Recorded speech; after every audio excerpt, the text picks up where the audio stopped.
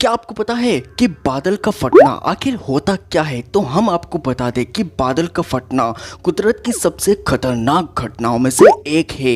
और ये इतनी खतरनाक घटना होती है कि जहाँ पर बादल फटता है वहाँ पर कुछ भी नहीं बचता है। मौसम विभाग भारी बारिश का अनुमान लगा सकते हैं, लेकिन बादल फटने का पूर्व अनुमान बिल्कुल नहीं लगाया जा सकता है। इसलिए ये बता देना कि बादल कहाँ और किस जगह पर फटने वाला है, ये पूरी तरह से कुदरत पर ही निर्भर करता है। हाल ही के सालों में उत्तराखंड और अमरनाथ ही ऐसी जगह है जहां पर बादल फटा है। यही वो जगह है जहां पर बादल फटने से सबसे ज़्यादा नुकसान हो रहा है।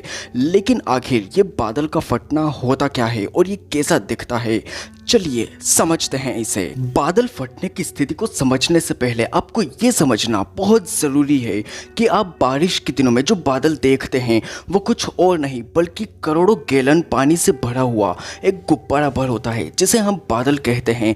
लेकिन इस बादल के अंदर पानी किसी ठोस अवस्था में नहीं होता है बल्कि भाप की अवस्था में होता है।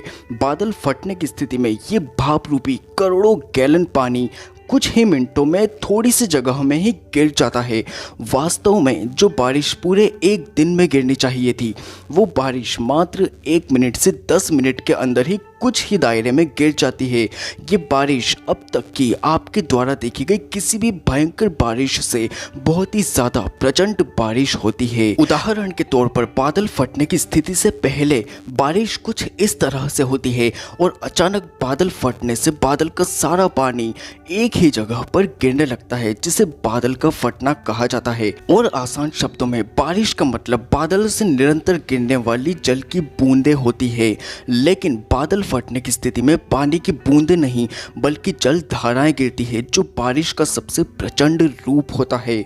अक्सर बादल फटने की घटनाएं हिमालय की अंदरूनी पहाड़ियों में होती है। ये पहाड़ियां अक्सर कटोरी नुमा होती है, जिनमें बादल फंस जाते हैं और परत दर परत एक दूसरे के ऊपर जमा होने लगते हैं। ये बादलों की सबसे खतरनाक स्थिति होती है, जिसमें एक ही समय पर लाखों करोड़ों गैलन पानी बादलों के रूप में एक छोटी सी जगह पर जमा होता जाता है। जब ये बादल बहुत ही ज़्यादा भारी हो जाते हैं तब ये कुछ ही मिनटों में एक छोटी सी जगह पर बरस जाते हैं, या फिर यूं कहें कि बादलों का सारा पानी गिर जाता है।